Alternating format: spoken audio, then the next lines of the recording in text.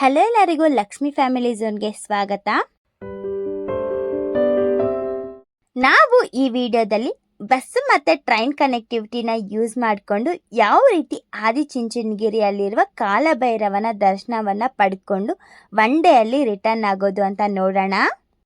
ಮತ್ತು ಅಲ್ಲಿ ಯಾವ ಯಾವ ಫೆಸಿಲಿಟೀಸ್ ಇದ್ದಾವೆ ಮತ್ತು ಅಲ್ಲಿ ನೋಡೋ ಪ್ಲೇಸಸ್ ಯಾವ್ದ್ಯಾವ್ದಿದೆ ಅಂತ ಅಂದ್ಬಿಟ್ಟು ಫುಲ್ ಡೀಟೇಲ್ಡ್ ವಿಡಿಯೋನ ನಾವಿವತ್ತು ನೋಡೋಣ ಬನ್ನಿ.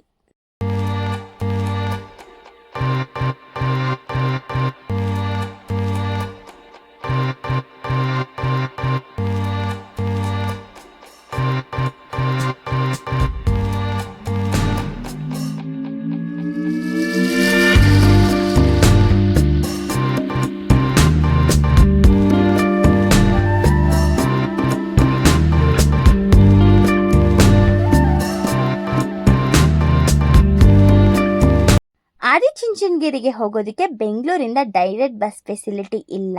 ಸೊ ನಾವು ಆದಿಚುಂಚನಗಿರಿಗೆ ಹೋಗೋದಕ್ಕೆ ಮೊದಲು ನಾವು ಬೆಂಗಳೂರು ಟರ್ಮಿನಲ್ 2 ಅಲ್ಲಿ ಹಾಸನ ಕಡೆಗೆ ಹೋಗುವ ಬಸ್ಸಸ್ನ ಹತ್ಕೊಬೇಕು. ನಾವು ಬಸ್ ಟಿಕೆಟ್ನ ಬೆಳ್ಳೂರು ಕ್ರಾಸ್ ಅಂತ ತಗೋಬೇಕು. ಬಸ್ಸಲ್ಲಿ 2.5 ಅವರ್ ಜರ್ನಿ ಇರುತ್ತೆ. ಬಸ್ ಚಾರ್ಜ್ ಬಗ್ಗೆ ನೋಡೋದಾದರೆ ಒಬ್ಬರಿಗೆ 144 ರುಪೀಸ್ನ ಚಾರ್ಜ್ ಮಾಡ್ತಾರೆ. ನೀವೇನಾದರೂ ಮೈಸೂರಿಂದ ಆದಿಚುಂಚನಗಿರಿಗೆ ಬಸ್ಸಲ್ಲಿ ಹೋಗಬೇಕು ಅಂತ ಅಂದ್ಕೊಂಡ್ರೆ ಮೈಸೂರು ಬಸ್ ಸ್ಟಾಪಿಂದ ಆದಿಚುಂಚನಗಿರಿಗೆ ಹೋಗೋದಕ್ಕೆ ಡೈರೆಕ್ಟ್ ಬಸ್ ಫೆಸಿಲಿಟೀಸ್ ಇದ್ದಾವೆ, ನೀವು ಅದರಲ್ಲಿ ಹೋಗ್ಬೋದು. ನಾವಿವಾಗ ಬೆಂಗಳೂರಿಂದ ಆದಿಚುಂಚನಗಿರಿಗೆ ಯಾವ ರೀತಿ ಟ್ರೈನ್ ಫೆಸಿಲಿಟಿ ಇದೆ ಅಂತ ನೋಡೋಣ. KSR Bengaluru to Hassan MEMU special ಈ ಟ್ರೈನು ಬೆಳಗ್ಗೆ 9:55ಗೆ ಬೆಂಗಳೂರಿಂದ ಹೊರಡುತ್ತೆ. ಈ ಟ್ರೈನು BG ನಗರ್ಗೆ 11:45ಗೆ ರೀಚ್ ಆಗುತ್ತೆ. ಬೆಳ್ಳೂರು ಕ್ರಾಸ್ ಮತ್ತು BG ನಗರ್ ಎರಡು ಒಂದೇ ಸ್ಟಾಪೇನೆ. ಈ ಟ್ರೈನು ವೀಕ್ಲಿ 6 ಡೇಸ್ ಮಾತ್ರ ಇರುತ್ತೆ, ಸಂಡೇಸು ಈ ಟ್ರೈನು ಇರೋದಿಲ್ಲ. ಈ ಟ್ರೈನ್ ಮೆಮು ಪ್ಯಾಸೆಂಜ್ ಆಗಿರೋದ್ರಿಂದ ಈ ಟ್ರೈನಲ್ಲಿ ಬರೀ 25 ರುಪೀಸ್ನ ಚಾರ್ಜ್ ಮಾಡ್ತಾರೆ. ನೀವು ಇನ್ ಕೇಸ್ ಮಾರ್ನಿಂಗ್ ಬೇಗ ಆದಿಚುಂಚನಗಿರಿನ ರೀಚ್ ಆಗಬೇಕು ಅಂತ ಅಂದರೆ ನಿಮಗೆ ಬೆಂಗಳೂರಿಂದ ಯಾವುದೇ ಥರ ಟ್ರೈನ್ಸು ಇರೋದಿಲ್ಲ. ಸೊ ನೀವು ಬೆಂಗಳೂರಿಂದ ಯಶವಂತಪುರನ ರೀಚ್ ಆಗೋದಿರುತ್ತೆ. Yeshwantpur to Hassan super fast express ಈ ಟ್ರೈನು 7:15ಗೆ ಯಶವಂತಪುರದಿಂದ ಹೊರಡುತ್ತೆ. ಈ ಟ್ರೈನು BG ನಗರನ 8:30ಗೆ ರೀಚ್ ಆಗುತ್ತೆ. ಈ ಟ್ರೈನಲ್ಲಿ ಒಬ್ಬರಿಗೆ 50 ರುಪೀಸ್ನ ಚಾರ್ಜ್ ಮಾಡ್ತಾರೆ. ನೀವು BG ನಗರಿಂದ ಆದಿಚುಂಚನಗಿರಿಗೆ 13 ಕಿಲೋಮೀಟರ್ಸ್ ಹೋಗೋದಿರುತ್ತೆ. BG ನಗರಲ್ಲಿ ನೀವು ಟ್ರೈನ್ನ ಇಳ್ಕೊಂಡು ನೀವು ಮತ್ತೆ ಬಸ್ ಸ್ಟಾಪ್ಗೆ ನಡ್ಕೊಂಡು ಬರೋ ನೆಸಸ್ ಇರೋದಿಲ್ಲ, ಏಕೆಂದರೆ ರೈಲ್ವೆ ಸ್ಟೇಷನ್ನಿಂದಾನೇ ನಿಮಗೆ ಶೇರ್ ಆಟೋ ಸಿಗುತ್ತೆ. ಈ ಆದಿಚುಂಚನಗಿರಿಗೆ ಹೋಗೋದಕ್ಕೆ ಶೇರ್ ಆಟೋಸಲ್ಲಿ ಒಬ್ಬರಿಗೆ 30 ರುಪೀಸ್ನ ಚಾರ್ಜ್ ಮಾಡ್ತಾರೆ. ಈ ಆಟೋಸು ಡೈರೆಕ್ಟ್ ಟೆಂಪಲ್ ಮುಂದೆನೇ ನಿಮ್ಮನ್ನು ಸ್ಟಾಪ್ ಮಾಡುತ್ತೆ. ನೀವು ಇನ್ ಕೇಸ್ ಮೈಸೂರಿಂದ ಟ್ರೈನಲ್ಲಿ ಆದಿಚುಂಚನಗಿರಿ ರೀಚ್ ಆಗಬೇಕು ಅಂತ ಅಂದ್ಕೊಂಡ್ರೆ ಮೈಸೂರು ಜಂಕ್ಷನಿಂದ ಮಾರ್ನಿಂಗ್ 7:15ಗೆ ಹಾಸನ್ ರೂಟಲ್ಲಿ ಯಶವಂತಪುರಗೆ ಹೋಗೋ ಟ್ರೈನು ಸಿಗುತ್ತೆ. ಆ ಟ್ರೈನಲ್ಲಿ ನೀವೇನಾದರೂ ಹತ್ಕೊಂಡ್ರಿ ಅಂತ ಅಂದರೆ 11:50ಗೆ BG ನಗರ್ನ ರೀಚ್ ಆಗ್ತೀರಾ. ಈ ಟ್ರೈನಲ್ಲಿ ಬರೀ 80 ರುಪೀಸ್ನ ಚಾರ್ಜ್ ಮಾಡ್ತಾರೆ. ಈ ಟ್ರೈನು ಡೈಲಿ ರನ್ಸ್ ಇರುತ್ತೆ. ನಾವು ಬೆಂಗಳೂರಿಂದ ಬಸ್ಸಲ್ಲಿ ಬೆಳ್ಳೂರು ಕ್ರಾಸಲ್ಲಿ ಬಂದು ಇಳ್ಕೊಂಡಿದ್ದೀವಿ. ಈಗ ನಾವು ರೋಡ್ನ ಕ್ರಾಸ್ ಮಾಡಿಕೊಂಡು ಅಂದರೆ ಬ್ರಿಡ್ಜ್ನ ಆ ಕಡೆ ಸೈಡು ನಾವು ರೋಡ್ನ ಕ್ರಾಸ್ ಮಾಡಿಕೊಂಡು ಹೋಗ್ತಾ ಇದ್ದೀವಿ. ಆದಿಚುಂಚನಗಿರಿಗೆ ಹೋಗೋದಕ್ಕೆ ಇಲ್ಲಿಂದ ಬಸ್ ಮತ್ತು ಆಟೋ ಫೆಸಿಲಿಟೀಸ್ ಇರುತ್ತೆ. ಬಸ್ಸಲ್ಲಿ ಏನಾದರೂ ಹೋಗಬೇಕು ಅಂತ ಅಂದರೆ ಒಬ್ಬರಿಗೆ 20 ರುಪೀಸ್ನ ಚಾರ್ಜ್ ಮಾಡ್ತಾರೆ. ಶೇರ್ ಆಟೋದಲ್ಲಿ ಹೋಗೋದಾದರೆ ಒಬ್ಬರಿಗೆ 30 ರುಪೀಸ್ನ ಚಾರ್ಜ್ ಮಾಡ್ತಾರೆ. ನಾನು ಆಗಲೇ ನಿಮಗೆ ಮೈಸೂರಿಂದ ಆದಿಚುಂಚನಗಿರಿಗೆ ಡೈರೆಕ್ಟ್ ಬಸ್ ಇದೆ ಅಂತ ತಿಳಿಸ್ಕೊಟ್ಟಿದ್ದೆ ಅಲ್ವಾ. ನಾವಿವಾಗ ಹತ್ಕೊಂಡಿರೋದು ಮೈಸೂರಿಂದ ಬಂದಿರೋ ಬಸ್ಸು. ಈ ಬಸ್ಸು ಬೆಳ್ಳೂರು ಕ್ರಾಸಿಂದಾನೇ ಆದಿಚುಂಚನಗಿರಿಗೆ ಹೋಗುತ್ತೆ. ಮೈಸೂರಿಂದ ಬರೋ ಬಸ್ಸಸ್ಸು ಪಾಂಡುಪುರ ನಾಗಮಂಡ್ಲಗೆ ಬಂದು ಈ ಬೆಳ್ಳೂರು ಕ್ರಾಸ್ನ ರೀಚ್ ಆಗಿ ಅದಾದಮೇಲೆ ಆದಿಚುಂಚನಗಿರಿಗೆ ಹೋಗುತ್ತೆ. ಬಸ್ಸು ಸಮ್ಟೈಮ್ಸ್ ಟೆಂಪಲ್ಗೆ ಹೋಗೋ ಸ್ಟೆಪ್ಸ್ ಮುಂದೆನೇ ಸ್ಟಾಪ್ ಮಾಡುತ್ತೆ. ಇನ್ ಕೇಸ್ ಆ ಥರ ಏನಾದರೂ ಸ್ಟಾಪ್ ಮಾಡಿಲ್ಲ ಅಂದರೆ ಬಸ್ಸು ನಮ್ಮನ್ನ ಡೈರೆಕ್ಟಾಗಿ ಬಸ್ ಸ್ಟಾಪ್ ಒಳಗಡೆನೆ ಸ್ಟಾಪ್ ಮಾಡುತ್ತೆ. ಬಸ್ ಸ್ಟಾಪಿಂದ ಏನು ತುಂಬ ದೂರ ಆಗಲ್ಲ, 5 ಮಿನಿಟ್ಸ್ ನಡ್ಕೊಂಡು ಹೋಗೋ ಡಿಸ್ಟೆನ್ಸಲ್ಲೇ ನಮಗೆ ದೇವಸ್ಥಾನ ಇರುತ್ತೆ. ಇನ್ ಕೇಸ್ ನಾವು ಬಸ್ ಸ್ಟಾಪಿಂದ ಆಚೆ ಬಂದಿದ ತಕ್ಷಣ ನಮಗೆ ಸ್ಟ್ರೈಟ್ ಆಗಿ ಒಂದು ದ್ವಾರ ಕಾಣಿಸ್ತಾ ಇರುತ್ತೆ. ಆ ರೋಡಲ್ಲಿ ಏನಾದರೂ ಹೋದ್ವಿ ಅಂತ ಅಂದರೆ ನಮಗೆ ಅಲ್ಲಿ ಯಾವುದೇ ರೀತಿ ಸ್ಟೆಪ್ಸ್ ಇರೋದಿಲ್ಲ ಹತ್ಕೊಂಡು ದೇವಸ್ಥಾನ ಹತ್ರ ಹೋಗೋದಕ್ಕೆ. ಇನ್ ಕೇಸ್ ನಾವೇನಾದರೂ ರೈಟ್ ಸೈಡಲ್ಲಿ ಹೋದ್ವಿ ಅಂದರೆ ಅಲ್ಲಿ ತುಂಬಾ ಸ್ಟೆಪ್ಸ್ ಇರುತ್ತೆ. ನೀವು ಇನ್ ಕೇಸ್ ಸ್ಟೆಪ್ಪಲ್ಲಿ ಹೋಗಬೇಕು ಅಂತಂದರೆ ರೈಟ್ ಸೈಡಲ್ಲಿ ಹೋಗ್ಬೋದು. ಇಲ್ಲ ನಿಮಗೆ ಸ್ಟೆಪ್ಸಲ್ಲಿ ಹತ್ಕೊಂಡು ಹೋಗೋದು ಕಷ್ಟ ಅಂದರೆ ನೀವು ಸ್ಟ್ರೈಟಾಗಿ ನಡ್ಕೊಂಡು 5 ಮಿನಿಟ್ಸ್ ಹೋದ್ರಿ ಅಂದರೆ ನಿಮಗೆ ದೇವಸ್ಥಾನ ಸಿಗುತ್ತೆ. ನಿಮಗೆ ಈ 2 ರೂಟಲ್ಲಿ ಯಾವುದು ಕನ್ವೀನಿಯೆಂಟ್ ಆಗುತ್ತೋ ಅದರಲ್ಲಿ ನೀವು ಬರ್ಬೋದು. ನೀವು ಇನ್ ಕೇಸ್ ಆಟೋದಲ್ಲಿ ಏನಾದರೂ ಈ ದೇವಸ್ಥಾನ ಹತ್ರ ಬಂದಿದ್ದೀರಾ ಅಂದರೆ ನಿಮಗೆ ಆಟೋ ಡೈರೆಕ್ಟಾಗಿ ಈ ದೇವಾಲಯದ ಮುಂದೆ ಅಂದರೆ ಸ್ಟೆಪ್ಸ್ ಮುಂದೆನೇ ಸ್ಟಾಪ್ ಮಾಡುತ್ತೆ. ನೀವು ಅಲ್ಲಿಂದ ಹತ್ಕೊಂಡು ಹೋಗ್ಬೋದು. ನಾವು ಸ್ಟೆಪ್ಸ್ ಕಡೆ ಹೋಗ್ತಾ ಇಲ್ಲ, ಸ್ಟ್ರೈಟಾಗೆ ನಡ್ಕೊಂಡು ಹೋಗ್ತಾ ಇದ್ದೀವಿ. ನಾವು ನಡ್ಕೊಂಡು ಬಂದಾಗ ಇಲ್ಲಿ ಸಹ ದ್ವಾರ ಸಿಗುತ್ತೆ. ಇಲ್ಲಿಂದ ಒಳಗಡೆ ಸ್ವಲ್ಪ ದೂರ ನಡ್ಕೊಂಡು ಹೋದರೆ ನಮಗೆ ಸ್ಲಿಪ್ಪರ್ ಸ್ಟ್ಯಾಂಡ್ ಮತ್ತು ಲಗೇಜ್ ಕೌಂಟರ್ ಸಿಗುತ್ತೆ. ನಾವು ಆದಿಚುಂಚನಗಿರಿನ ರೀಚ್ ಆದಮೇಲೆ ಇಲ್ಲಿ ನೋಡಬೇಕಾಗಿರೋದು ಕಾಲಭೈರವನ ದೇವಸ್ಥಾನ, ಪಂಚಲಿಂಗ ದರ್ಶನ ಮತ್ತು ಶಿವಪರಮಾತ್ಮರು ತಪಸ್ಸು ಮಾಡಿದಂತಹ ಜಾಗ, ಮತ್ತು ಬೆಟ್ಟ ಹತ್ಕೊಂಡು ವ್ಯೂವ್ನ ನೋಡಿಕೊಂಡು ಅಲ್ಲಿರುವ ಚೋಳರ ಕಂಬ ಮತ್ತು ಆಕಾಶ ಭೈರವ ಅಥವಾ ಗಲಗಣ ಕಲ್ಲು ಬಂಡೆಗೆ ಸಹ ಹೋಗ್ತಿದ್ದೀವಿ. ನಾವು ಮೊದಲು ಕಾಲಭೈರವನ ದರ್ಶನವನ್ನ ಪಡ್ಕೊಳ್ಳೋದಕ್ಕೆ ಹೋಗ್ತಾ ಇದ್ದೀವಿ. ಈ ಕ್ಷೇತ್ರ ಪುರಾಣ ನೋಡೋದಾದ್ರೆ ಈ ಕ್ಷೇತ್ರಕ್ಕೆ ಸುಮಾರು 2000 ವರ್ಷದ ಇತಿಹಾಸ ಇದೆ. ಹಿಂದೆ ಈ ಕ್ಷೇತ್ರದ ದಟ್ಟವಾದ ಅರಣ್ಯದಲ್ಲಿ ಚುಂಚ ಮತ್ತೆ ಕುಂಚ ಅನ್ನೋ 2 ಸಹೋದರ ರಾಕ್ಷಸರು ಇದ್ರು. ಇವರಿಬ್ಬರು ಸಾಮಾನ್ಯ ಜನರಿಗೆ ತುಂಬಾನೇ ಹಿಂಸೆಯನ್ನ ಕೊಡುತ್ತಿದ್ರು. ಆ ಸಂದರ್ಭದಲ್ಲಿ ಶಿವಪರಮಾತ್ಮರು ಇವರಿಬ್ಬರನ್ನು ಸಂಹರಿಸಿದರು. ಈ ಕ್ಷೇತ್ರದಲ್ಲಿ ಶಿವನು ಚುಂಚನನ್ನು ಸಂಹರಿಸಿದ ಕಾರಣ ಈ ಕ್ಷೇತ್ರಕ್ಕೆ ಚುಂಚನಗಿರಿ ಅಂತ ಹೆಸರು ಬಂದಿದೆ. ಅದಾದ ನಂತರ ಶಿವಪರಮಾತ್ಮರು ಈ ಪ್ರದೇಶದ ಸೌಂದರ್ಯ ಮತ್ತು ಪ್ರಶಾಂತ ವಾತಾವರಣಕ್ಕೆ ಮನಸೋತು ಈ ಆದಿಚುಂಚನಗಿರಿಯಲ್ಲೇ ತಪಸ್ಸನ್ನ ಮಾಡಿದ್ರು. ಈಗಲೂ ನಾವು ಶಿವನು ತಪಸ್ಸು ಮಾಡಿದಂತಹ ಗುಹೆನ ನಾವಿಲ್ಲಿ ನೋಡ್ಬೋದು.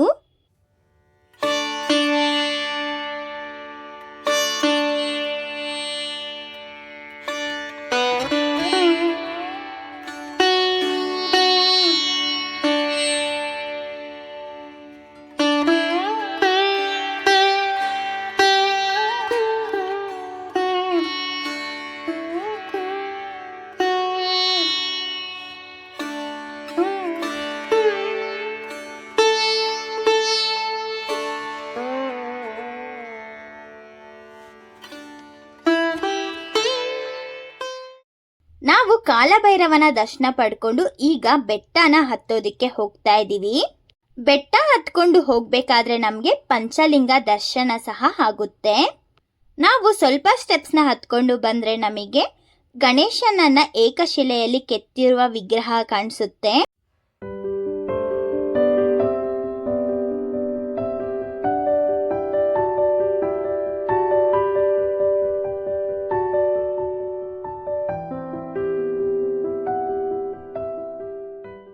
ಇನ್ನು ಸ್ವಲ್ಪ ದೂರ ಹೋದ್ರೆ ನಮಗೆ ನಂದಿಯ ವಿಗ್ರಹ ಕಾಣಿಸುತ್ತೆ.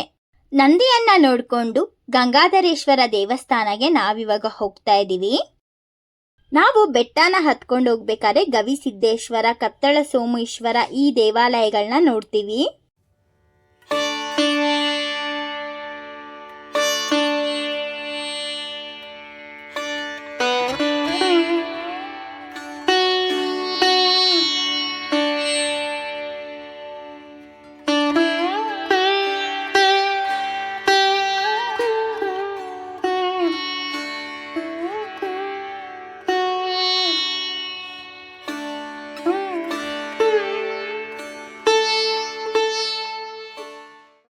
ಕತ್ತಳೆ ಸೋಮೇಶ್ವರನ್ನ ನೋಡ್ಕೊಂಡು ನಾವು ಅಲ್ಲಿರುವ ಬಂಡೆಗಳ ಸಂದಿಯಲ್ಲಿ ನಾವು ಹೋದ್ವಿ ಅಂತ ಅಂದ್ರೆ ನಮಗೆ ಚೋಳರ ಕಂಬಕ್ಕೆ ಹೋಗುವ ದಾರಿ ಸಿಗುತ್ತೆ.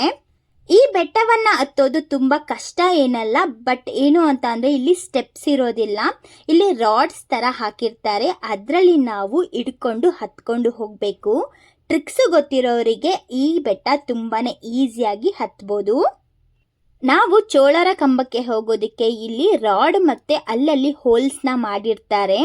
ನಾವು ಕೈಯಲ್ಲಿ ರಾಡ್ನ ಹಿಡ್ಕೊಂಡು ಕಾಲಲ್ಲಿ ಸ್ವಲ್ಪ ಸಪೋರ್ಟಿಗೆ ನಾವಿಲ್ಲಿರುವ ಹೋಲಲ್ಲಿ ಕಾಲಿಟ್ಕೊಂಡು ನಾವು ಹತ್ಕೊಂಡು ಹೋಗಬೇಕಾಗಿರುತ್ತೆ. ಟ್ರೆಕ್ಕಿಂಗ್ ಮಾಡಿ ಅಭ್ಯಾಸ ಇರೋರಿಗೆ ಈ ಬೆಟ್ಟ ಹತ್ತೋದು ಏನಷ್ಟೊಂದು ಕಷ್ಟ ಆಗೋದಿಲ್ಲ. ಈ ಚೇಳೂರು ಕಂಬಕ್ಕೆ ಹೋಗೋದಕ್ಕೆ ನಿಮಗೆ ಯಾರಾದರೂ ಒಬ್ಬರು ಸಪೋರ್ಟ್ ಇತ್ತು ಅಂದರೆ ನೀವು ಈಸಿಯಾಗಿ ಹತ್ಕೊಂಡು ಹೋಗ್ಬಿಟ್ಟು ಬರ್ಬೋದು. ಮೇಲೆ ಹತ್ಕೊಂಡು ಹೋಗಾದ್ಮೇಲೆ ಅಲ್ಲಿ ವಿಶಾಲವಾದ ಬಂಡೆಕಲ್ಲುಗಳು ಇರುತ್ತೆ. ಅಲ್ಲಿಂದ ನಾವು ವ್ಯೂವ್ನ ಸಹ ನೋಡೋದಕ್ಕೆ ತುಂಬಾ ಚೆನ್ನಾಗಿರುತ್ತೆ. ಮತ್ತು ಚೋಳರ ಕಂಬ ಹತ್ರ ಹೋಗೋದಕ್ಕೆ ಇಲ್ಲಿ ಒಂದು ಕಲ್ಲಿರುತ್ತೆ. ಅದನ್ನು ಸ್ವಲ್ಪ ದಾಟಿದ್ರಿ ಅಂದರೆ ಆರಾಮಾಗಿ ಅದರ ಹತ್ರ ಹೋಗ್ಬಿಟ್ಟು ಅಲ್ಲಿಂದ ವ್ಯೂವ್ನ ನೋಡ್ಬೋದು. ಈ ಚೇಳೂರು ಕಂಬಕ್ಕೆ ಹೋಗೋದಕ್ಕೆ ಒಂದು 30 ಮಿನಿಟ್ಸಲ್ಲಿ ನೀವು ಹೋಗ್ಬಿಟ್ಟು ನೋಡಿಕೊಂಡು ಬರ್ಬೋದು. ಚೇಳೂರು ಕಂಬಕ್ಕೆ ಹೋಗ್ಬಿಟ್ಟು ಆಕಾಶ ಭೈರವ ಅಥವಾ ಗಲಗನ ಕಲ್ಲು ಬಂಡೆಗೆ ನಾವಿವಾಗ ಹೋಗ್ತಾ ಇದ್ದೀವಿ. ಈ ಬೆಟ್ಟವನ್ನು ಹತ್ಕೊಂಡು ಹೋಗೋದು ಸ್ವಲ್ಪ ಕಷ್ಟ ಆಗುತ್ತೆ, ಯಾಕೆಂದರೆ ಇಲ್ಲಿ ಚೇಳೂರು ಕಂಬಕ್ಕಿಂತ ಇಲ್ಲಿ ಸ್ವಲ್ಪ ಜಾಸ್ತಿ ರಾಡ್ಸ್ ಹಾಕಿರ್ತಾರೆ. ಅದನ್ನು ಹತ್ಕೊಂಡು ನಾವು ಮತ್ತೆ ಇಲ್ಲಿ ಚೈನ್ ಸಹ ಹಾಕಿರ್ತಾರೆ, ಅದನ್ನು ಸಹ ನಾವು ಹಿಡ್ಕೊಂಡು ಹತ್ಕೊಂಡು ಹೋಗಬೇಕಾಗಿರುತ್ತೆ. ಇಲ್ಲಿ ರಾಡ್ಸ್ನ ಹಿಡ್ಕೊಂಡು ಹತ್ಕೊಂಡು ಮೇಲೆ ಹೋಗೋದಕ್ಕೆ ಸ್ವಲ್ಪ ಹುಷಾರಾಗಿ ಹೋಗಬೇಕಾಗಿರುತ್ತೆ. ಏಕೆಂದರೆ ಇಲ್ಲಿರುವ ಬಂಡೆ ಸ್ವಲ್ಪ ಜಾರೋ ರೀತಿ ಇರೋದ್ರಿಂದ ಬೆಟ್ಟನ ಹತ್ತಬೇಕಾದ್ರೆ ನಾವು ಬಿದ್ದೋಗೋ ಚಾನ್ಸಸ್ ತುಂಬಾ ಇರುತ್ತೆ. ಸೊ ಅದರಿಂದ ಗ್ರಿಪ್ನ ಮೇಂಟೈನ್ ಮಾಡಿಕೊಂಡು ಹೋಗಬೇಕಾಗಿರುತ್ತೆ. ನಮ್ಮ ಅಮ್ಮಗೆ ಈ ಬೆಟ್ಟವನ್ನು ಹತ್ತೋದಕ್ಕೆ ತುಂಬಾ ಕಷ್ಟ ಆಯಿತು. ಬಟ್ ಅವರು ಈ ಎಕ್ಸ್ಪೀರಿಯನ್ಸ್ನ ಅಟ್ಲೀಸ್ಟ್ ಮಾಡಲೇಬೇಕು ಅಂತ ಅಂದ್ಬಿಟ್ಟು ಅವ್ರು ಇವಾಗ ಹತ್ಕೊಂಡು ಹೋಗಿದ್ದಾರೆ. ಮತ್ತು ಇಲ್ಲಿ ಬಂದಿರುವ ಜನ ಸಹ ತುಂಬಾ ಸಪೋರ್ಟ್ ಮಾಡಿದ್ರು. ನಮಗೆ ತುಂಬ ಅಂದರೆ ತುಂಬ ಹೆಲ್ಪ್ ಮಾಡಿ ಒಂದೊಂದು ಸ್ಟೆಪ್ಸು ಸಹ ಅವರು ನೀಟಾಗಿ ಎಕ್ಸ್ಪ್ಲೇನ್ ಮಾಡಿಬಿಟ್ಟು ನಮ್ಮಮ್ಮಗೆ ತುಂಬಾ ಸಪೋರ್ಟ್ ಮಾಡಿದ್ರು. ಅವರು ಇಲ್ಲ ಅಂತಾನೆ ನಿಜವಾಗ್ಲೂ ನಮ್ಮಮ್ಮಗೆ ಹತ್ತಕ್ಕೆ ಆಗ್ತಾನೆ ಇರಲಿಲ್ಲ. ನಾನಂತೂ ಎಲ್ಲರಿಗೂ ಧನ್ಯವಾದವನ್ನು ತಿಳಿಸ್ಕೊಡ್ತೀನಿ. ಇದುವರೆಗೂ ನಾವು ತುಂಬಾ ಬೆಟ್ಟನ ಹತ್ಕೊಂಡು ಹೋಗಿದ್ದೀವಿ. ಇದಂತೂ ತುಂಬಾ ರಿಸ್ಕಿಯಾಗಿ ಇದೆ. ಸೊ ನೀವೇನಾದರೂ ಈ ಪ್ಲೇಸ್ಗೆ ಹೋಗ್ತಾ ಇದ್ದೀರಾ ಅಂದರೆ ನಿಜವಾಗ್ಲೂ ಟ್ರೈ ಮಾಡಿ. ಯಾಕೆಂತಂದರೆ ಈ ಥರ ಎಕ್ಸ್ಪೀರಿಯೆನ್ಸು ನಮಗೆ ಆಗೋದು ತುಂಬಾ ಕಷ್ಟ. ನನಗೆ ರೀಸೆಂಟಾಗಿ ಬೆಟ್ಟ ಹತ್ತಿರುವಾಗ ಸ್ವಲ್ಪ ಫ್ರ್ಯಾಕ್ಚರ್ ಆದ ಕಾರಣ ನಾನಿವತ್ತು ಹತ್ಕೊಂಡು ಹೋಗ್ತಾ ಇಲ್ಲ. ಸೊ ಅದರಿಂದ ಇವತ್ತು ನಮಗೆ ಸಪೋರ್ಟ್ ಕೊಡೋದಕ್ಕೆ ಅಂತ ನಮ್ಮ ಡ್ಯಾಡಿನ ಕರ್ಕೊಂಡ್ಬಂದಿದ್ದೀವಿ. ಸೊ ಅವರು ನಮ್ಮಮ್ಮನ ಹತ್ತಿಸ್ಕೊಂಡು ಕರ್ಕೊಂಡು ಹೋಗ್ತಾ ಇದ್ದಾರೆ. ಇಲ್ಲಿರುವ ರಾಡ್ಸ್ನ ಹತ್ಕೊಂಡು ನಾವು ಸ್ವಲ್ಪ ಮುಂದಕ್ಕೆ ಹೋಗಿದ ತಕ್ಷಣ ನಮಗೆ ಇಲ್ಲಿ ಚೈನ್ ಸಿಗುತ್ತೆ. ಇಲ್ಲಿರುವ ಚೈನ್ನ ಹತ್ತೋದಕ್ಕೆ ಒಬ್ಬೊಬ್ಬರಿಗೆ ಮಾತ್ರ ಅವಕಾಶ ಇರುತ್ತೆ. ಒಂದೇ ಸಾರಿ ಇಬ್ಬಿಬ್ಬರನ್ನ ಹತ್ತೋದಕ್ಕೆ ಬಿಡೋದಿಲ್ಲ. ಇಲ್ಲಿ ಚೈನ್ನ ಹಿಡ್ಕೊಂಡು ಹತ್ಕೊಂಡು ಹೋಗೋದಕ್ಕೂ ಸ್ವಲ್ಪ ರಿಸ್ಕ್ ಆಗುತ್ತೆ. ಸ್ವಲ್ಪ ಹುಷಾರಾಗಿ ಟೈಮ್ ತಗೊಂಡ್ರೂ ಸಹ ಸ್ವಲ್ಪ ಜೋಪಾನವಾಗಿ ಹೋಗಿ. ಇಲ್ಲಿ ಸ್ವಲ್ಪ ವಿಡಿಯೋನ ಮಾಡೋದಕ್ಕೆ ಕೂಡ ನಮ್ಮ ಡ್ಯಾಡಿಗೆ ತೊಂದರೆ ಆಯಿತು. ಅದರಿಂದ ಅವರು ಸರಿಯಾಗಿ ವಿಡಿಯೋನ ಮಾಡಿಲ್ಲ. ಸೊ ನೀವೇನಾದರೂ ಹತ್ಕೊಂಡು ಹೋಗಬೇಕಾದ್ರೆ ಸ್ವಲ್ಪ ಹುಷಾರಾಗಿ ಹತ್ಕೊಂಡು ಹೋಗಿ. ನೀವು ಚೈನ್ನ ಹತ್ಕೊಂಡು ಮೇಲೆ ಹೋಗಿದ ತಕ್ಷಣ ನಿಮಗೆ ಆಕಾಶ ಭೈರವ ಅಥವಾ ಗಲಗನ ಕಲ್ಲು ಬಂಡೆ ಅಂತ ಹೇಳ್ತಾರೆ. ಇಲ್ಲಿ ದೀಪವನ್ನು ಹಚ್ಚುತ್ತಾರೆ. ನಾನು ಕೆಳಗಡೆಯಿಂದ ಅವರು ಮೇಲೆ ನಿಂತ್ಕೊಂಡಿರೋದನ್ನ ವಿಡಿಯೋನ ಮಾಡ್ಕೊಂಡಿದ್ದೀನಿ. ತುಂಬಾ ಚೆನ್ನಾಗಿದೆ. ನೀವು ಇನ್ ಕೇಸ್ ಈ ಪ್ಲೇಸ್ಗೆ ಹೋಗಬೇಕು ಅಂತ ಅಂದರೆ ಸ್ವಲ್ಪ ರಿಸ್ಕ್ ಆಗುತ್ತೆ, ಬಟ್ ಆದರೂ ಟ್ರೈ ಮಾಡಿ. ತುಂಬಾ ಚೆನ್ನಾಗಿರುತ್ತೆ ಎಕ್ಸ್ಪೀರಿಯೆನ್ಸು.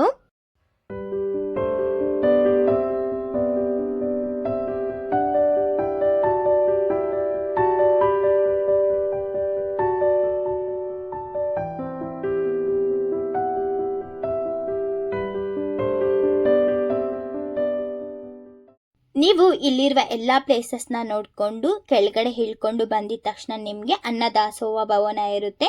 ಅಲ್ಲಿ ನಿತ್ಯ ಅನ್ನದಾನ ಇರುತ್ತೆ. ಬೆಳಗ್ಗೆ 8 ಗಂಟೆಯಿಂದ ರಾತ್ರಿ 11 ಗಂಟೆವರೆಗೂ ಇಲ್ಲಿ ನಿತ್ಯ ಅನ್ನದಾನ ನಡೀತಾ ಇರುತ್ತೆ. ನೀವು ಅಲ್ಲಿ ಊಟ ಮಾಡಿಕೊಂಡು ನೀವು